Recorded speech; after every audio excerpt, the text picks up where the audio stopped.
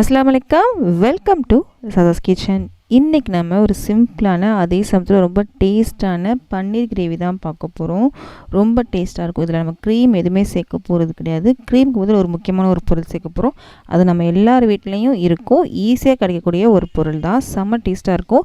இது north Indian ஸ்டைலில் தான் செஞ்சு காமிச்சிருக்கேன். இது சப்பாத்தி, பரோட்டா எல்லாத்துக்கும் சூப்பராக இருக்கும். தோசைக்கும் செம்மையாக இருக்குங்க.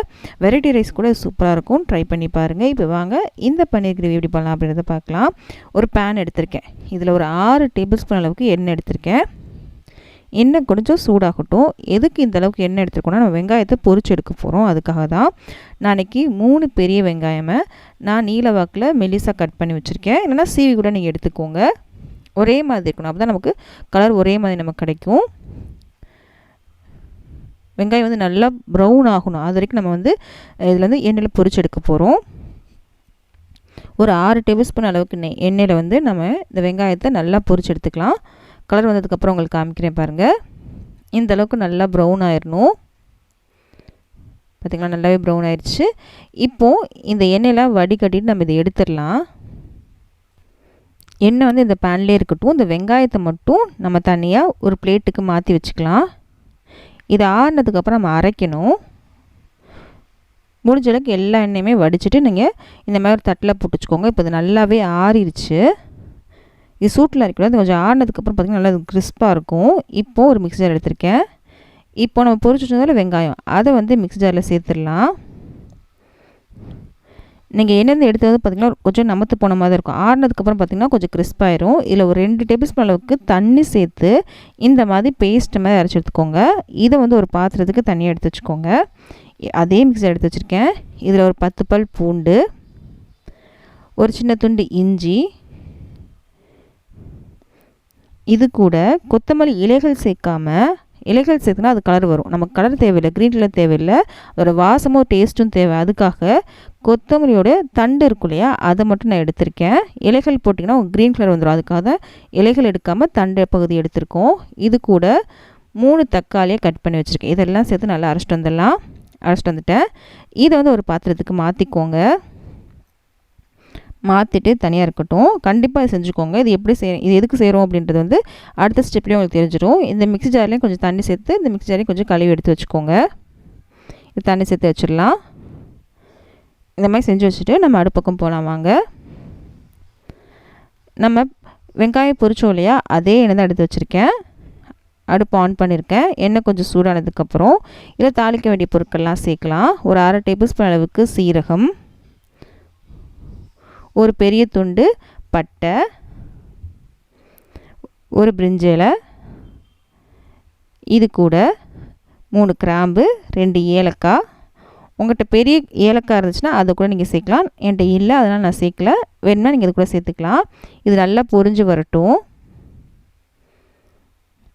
இப்போது நல்லா பொரிஞ்சதுக்கப்புறம் அடுப்பு சிம் பண்ணிக்கோங்க. நம்ம கிரேவி வந்து நல்லா கலராக வரணும் இல்லையா, அதுக்காக ஒரு 1/2 டேபிள் ஸ்பூன் அளவுக்கு மிளகாத்தூள். இந்த மிளகாத்தூள் வந்து பார்த்திங்கன்னா ரொம்ப காரலாம் இருக்காது. அதுக்கப்புறம் ஒரு 1/4 டேபிள் ஸ்பூன் அளவுக்கு மஞ்சத்தூள். இந்த மாதிரி எண்ணெயில் சேர்த்துட்டு இப்போ நல்லா கலந்து விட்டுக்கோங்க. கலந்ததுக்கப்புறம் இன்னும் அடுப்பு சிம்மில் தாங்க இருக்குது. நம்ம தக்காளி பேஸ்ட் அரைச்சி வச்சுருந்தோம்ல, இஞ்சி பூண்டு அதெல்லாம் சேர்த்து அரைச்சிருந்தோம், அதை சேர்த்துக்கலாம். சேர்த்துட்டு இது நல்லா கலந்து விடுங்க. இப்போது கலர் பாருங்கள் எந்த அளவுக்கு வந்திருக்குன்னு. இந்த மாதிரி எண்ணெயில் மிளகாத்தூள் சேர்க்கும்போது கலரும் உங்களுக்கு நல்லா கிடைக்கும். உங்கள்கிட்ட காஷ்மீரி மிளகாத்தூள் இருந்துச்சுன்னா அதை கூட நீங்கள் சேர்த்துக்கலாம். இல்லை உங்கள்கிட்ட காரமான மிளகாத்தூள் தான் இருக்குது அப்படின்னா 1/2 டேபிள் ஸ்பூன் பதில் கொஞ்சம் கம்மியாக சேர்த்துக்கோங்க. இதுக்கப்புறம் மிளகாத்தூள் சேர்ப்போம். அதனால் உங்கள் காரத்துக்கு ஏற்றப்ப நீங்கள் வந்து எடுத்துக்கோங்க. இந்த கிரேவிக்கு தேவையான உப்பு சேர்த்துக்கலாம். இப்போது சேர்த்துட்டு நம்ம மிக்ஸியில் தண்ணி சேர்த்து வச்சுருந்தோம்ல, அதையும் இதில் சேர்த்துடலாம். இப்போது சேர்த்துட்டு நல்லா கலந்து விட்டுக்கோங்க. இப்போ நல்லா கலந்து விட்டுட்டு எல்லாமே நான் பச்சையாக தானே அரைச்சோம். இதில் பச்சை வாசம் நல்லா போகணும். மூடி வச்சிடலாம். அப்பப்போ நீங்கள் கலந்து விட்டுக்கோங்க. எண்ணெய் வந்து நல்லா மேலே தெளிஞ்சு வரணும். அது வரைக்கும் நல்லா வதக்கிக்கலாம். 2-3 தடவை நடுவில் கலந்து விட்டேங்க. பாருங்கள், எண்ணெய் வந்து நல்லா தெளிஞ்சு வந்துருச்சு. இந்த அளவுக்கு நல்லா வதங்கியிருக்கணும். பார்த்திங்களா, எந்த அளவுக்கு எண்ணெய் தெளிஞ்சு வந்திருக்கு, இந்த மாதிரி வந்திருக்கணும். கீழேயும் ஒட்டவே இல்லை. நான் அடிகனமான பாத்திரம் எடுத்திருக்கேன், அதனால் எனக்கு வந்து ஒட்டவே இல்லை. ஒருவேளை நீங்கள் அடிகனமான பாத்திரம் எடுக்கலை அப்படின்னா நடுவில் நிறைய தடவை கலந்து விடுற மாதிரி இருக்கும். நான் 2 தடவை மட்டும் தான் கலந்து விட்டேன் நடுவில்.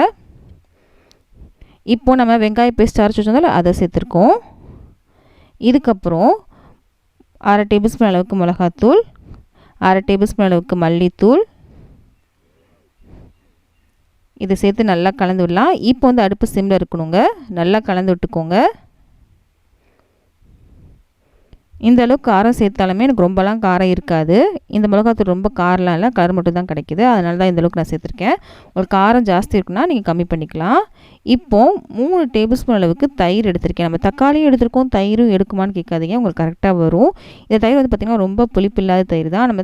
நம்ம க்ரீம்லாம் சேர்ப்பாங்க இல்லையா, க்ரீமுக்கு பதில் நம்ம தயிர் எடுத்திருக்கோம், அவ்வளோதான்.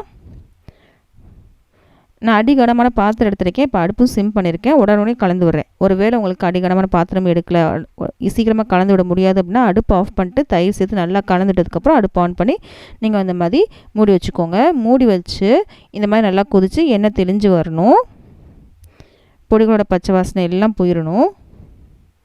இந்த டைமில் நம்ம கட் பண்ணி வச்சுருந்த பன்னீரை சேர்த்துக்கலாம். நான் எனக்கு 200 கிராம் அளவுக்கு பன்னீர் எடுத்திருக்கேன். சின்ன சின்ன பீஸாக தான் கட் பண்ணியிருக்கேன், உங்களுக்கு வேணால் பெரிய பீஸ் கூட கட் பண்ணிக்கலாம். இதை நல்லா கலந்து விட்டுக்கோங்க.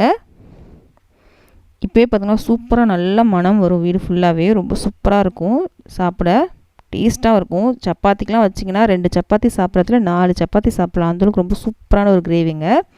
நல்லா கலந்து விட்டாச்சு. இப்போ இதில் 2 பச்சை மிளகா எடுத்திருக்கேன், கீரை தான் வச்சுருக்கேன், ரொம்ப காரெலாம் இறங்காது.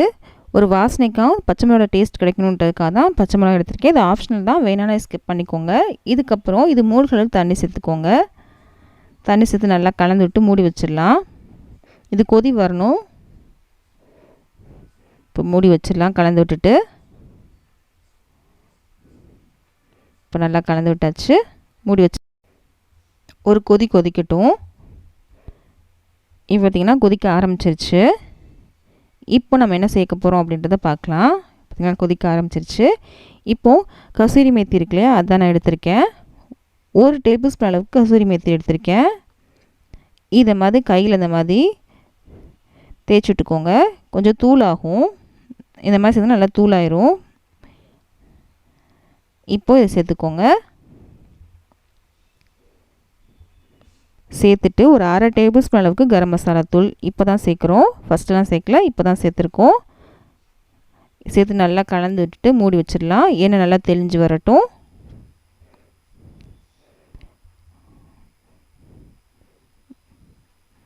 உப்பு காரெலாம் செக் பண்ணிக்கோங்க, எனக்கு கரெக்டாக இருந்துச்சு. இப்போ மூடி வச்சிடலாம், எண்ணெய் தெளிஞ்சு வரட்டும்.